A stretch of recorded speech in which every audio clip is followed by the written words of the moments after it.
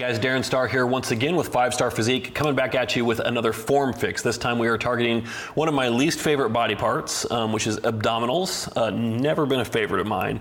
But we're going to do an exercise that is routinely butchered and done incorrectly. I've seen it come this way from clients. I see people in the gym doing it this way. It's pretty much a universally misunderstood exercise, and that is actually a good exercise for building a little bit of thickness and density through the rectus abdominis, through your six-pack, which is a weighted cable rope crunch. So what you're going to see is me doing a very poor execution of it, and then me doing a hopefully less poor execution of it, and then we'll see if you can do better. So I'm going to go ahead and once again do our low tech thing here.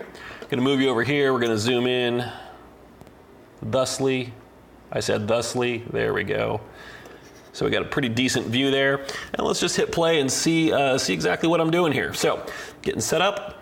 Now, the idea behind this exercise clearly is to target the abdominals. So what are we seeing here? Watch the hip angle.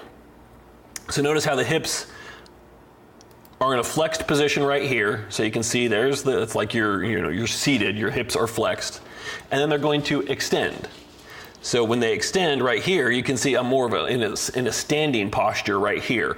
So the issue with that is what's doing that? Well, when your hips flex, it is your hip flexors that are doing the work, not your abdominals. Now your abdominals are under tension, but it's not really the appropriate kind of tension. So if you see this angle is all over the place here. It's wide, it's narrow. So there's more of like static tension on the abs, but you can see, what we really want to see is that curvature of the spine coming in, because the abdominals are responsible for trunk flexion. So if your spine stays neutral the whole time, you're not going to get any trunk flexion, and the abdominals are never really going to be working to their full extent. So let's check out the good version here. We might go back and forth between these a couple times here.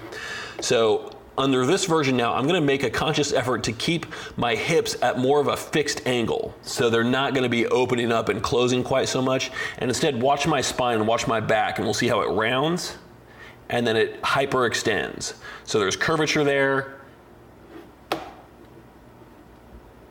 Right there, you can see a little bit of rounding. I don't have the most flexible spine in the world, so for me, that's about it. And then at the top of the rep, we get that hyperextension of the spine right here. So it's the abdominals that are going to counteract this hyperextension and then flex the trunk forward. That's what makes them work. And then you can hold that squeeze down there for a quick little pulse as well. But notice the hip angle here stays pretty constant throughout the whole thing. The hips aren't opening up and closing throughout. So your hip flexors, the difference here really is in this version, your abdominals are working through a range of motion, whereas your hip flexors are performing more of a static hold.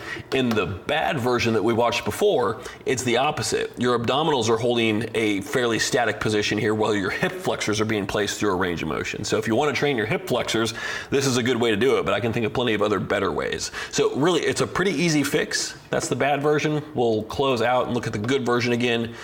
And again, we're just trying to see how much hyperextension you can get there and then how much flexion you can get. So imagine if you were to draw a line in your torso right about there. Right about there. What I want you to do is fold yourself in half over that line. So shoulders to hips is what we're looking for.